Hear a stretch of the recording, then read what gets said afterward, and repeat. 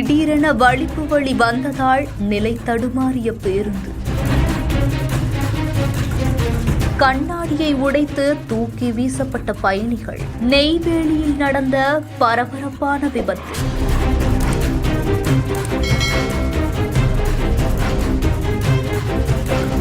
விருதாச்சலத்திலிருந்து கடலூர் நோக்கி ஒரு அரசு விரைவு பேருந்து போயிட்டு இருந்திருக்கு. இந்த பேருந்த முருகன் அப்படிங்கிறவர் தான் ஓட்டுனதாகவும் சொல்லப்படுது. அப்போ காலை நேரத்துல நெய்வேலி பக்கத்துல இருக்கக்கூடிய ஊமங்கலம் கிராமத்தை கிராஸ் பண்ணும்போது திடீர்னு ஒரு அதிர்ச்சியான சம்பவம் ஒண்ணு நடந்திருக்கு.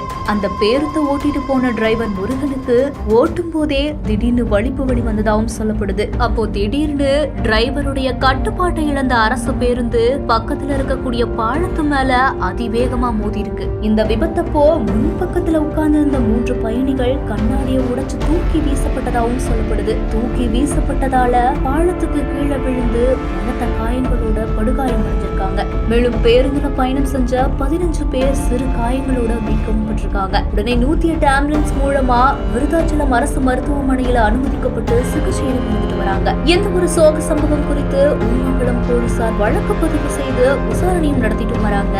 டிரைவருக்கு ஏற்பட்ட குறைபாடுதான் இந்த விபத்துக்கு காரணமா அப்படிங்கறத பத்தியும் போலீசார் தீவிர விசாரணையில இறங்கியிருக்காங்க. இந்த செய்தி குறித்த உங்களுடைய கருத்துக்களை கீழே கமெண்ட்ஸ்ல சொல்லுங்க. மேலும் செய்திகளுக்கு நம்ம பிஹைண்ட் இட்ஸ் ஃபாலோ